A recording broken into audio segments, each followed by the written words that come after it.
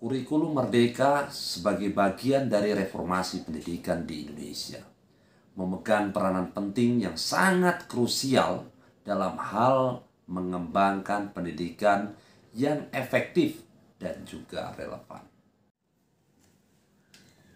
Konsep ini dirancang untuk bisa mengatasi kurikulum-kurikulum sebelumnya dengan menekankan pendekatan yang relevan, bersifat kontekstual, dan juga menekankan pembelajaran abad 21.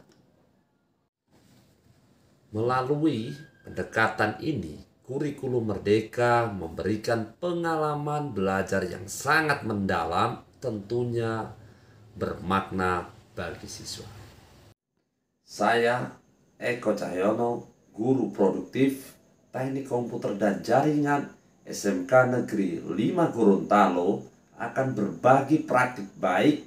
Semoga bisa menginspirasi guru-guru lainnya untuk bisa melakukan praktik baik di sekolahnya masing-masing. Adapun yang menjadi latar belakang masalah dari praktik pembelajaran ini adalah diidentifikasi bahwa akar permasalahannya adalah rendahnya keterlibatan dunia industri dalam melakukan proses pembelajaran. Rendahnya kompetensi lulusan yang memiliki sertifikat kompetensi keahlian, terbatasnya sarana dan prasarana dalam kegiatan praktek pembelajaran, dan juga berkembangnya teknologi informasi yang menggeser minat peserta didik dalam pembelajaran. Untuk itu, saya sebagai guru berperan aktif dan mempunyai tanggung jawab untuk melaksanakan praktik pembelajaran ini secara efektif dengan menggunakan learning management system dari dunia industri dan media pembelajaran yang tepat dan inovatif, sehingga motivasi belajar peserta didik dapat meningkat sesuai yang diharapkan.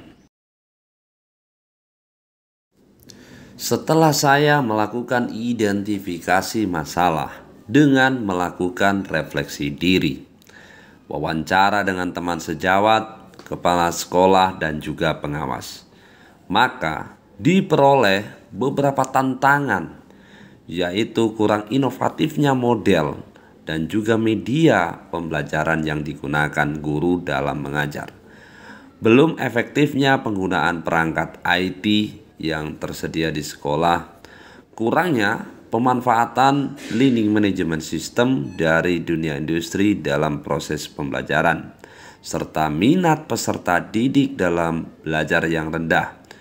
Adapun pihak yang terlibat dalam kegiatan ini yaitu kepala sekolah sebagai pimpinan, wakil kepala sekolah bagian kurikulum, guru, dan juga peserta didik. Ada beberapa langkah aksi yang saya lakukan sebagai guru untuk bisa mengatasi beberapa permasalahan tersebut. Langkah yang pertama adalah melakukan kesepakatan kelas menggunakan gawai. Sebelum melakukan pembelajaran menggunakan LMS dari dunia industri, kami telah merumuskan kesepakatan dalam penggunaan gawai dalam kegiatan belajar mengajar. Salah satunya adalah kesepakatan penggunaan gawai hanya digunakan mengakses LMS dari dunia industri.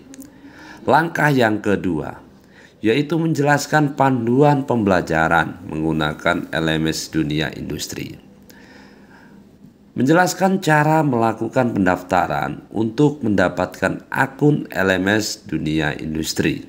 Setelah semua peserta didik sudah melakukan pendaftaran, langkah selanjutnya adalah melakukan cara belajar menggunakan LMS dari dunia industri, dimulai dari materi awal sampai materi akhir, di mana akhir sesi ada asesmen yang harus dikuasai oleh peserta didik. Selanjutnya ada langkah yang ketiga, yaitu memandu pembelajaran menggunakan LMS dunia industri, di mana peserta didik bisa mengakses LMS dari dunia industri menggunakan gawai masing-masing. Terlihat rasa senang dan juga rasa ingin tahu tentang pembelajaran dari dunia industri dengan cara mengklik materi dari LMS dunia industri. Bagaimana peserta didik menyimak video pembelajaran dengan serius karena mendapatkan pengalaman yang berbeda dengan instruktur dari dunia industri. Setiap peserta didik menyimak, mengamati, dan juga memahami dari video pembelajaran sampai tahap akhir. Langkah yang keempat adalah praktek pembelajaran menggunakan komputer. Selama tahapan mengamati, memahami video pembelajaran dari industri, selanjutnya adalah memandu praktek pembelajaran sesuai dengan standar industri. Terlihat peserta didik sangat bersemangat dan juga terjadi interaktif antara peserta didik dan juga guru. Dan langkah yang terakhir adalah memantau hasil asesmen peserta didik. Jadi, peserta didik yang sudah mengikuti pembelajaran sampai selesai, maka dapat mengikuti asesmen akhir untuk mengukur seberapa jauh penguasaan materi peserta didik. Jika peserta didik dinyatakan lulus, maka akan mendapatkan sertifikasi kompetensi dari dunia industri.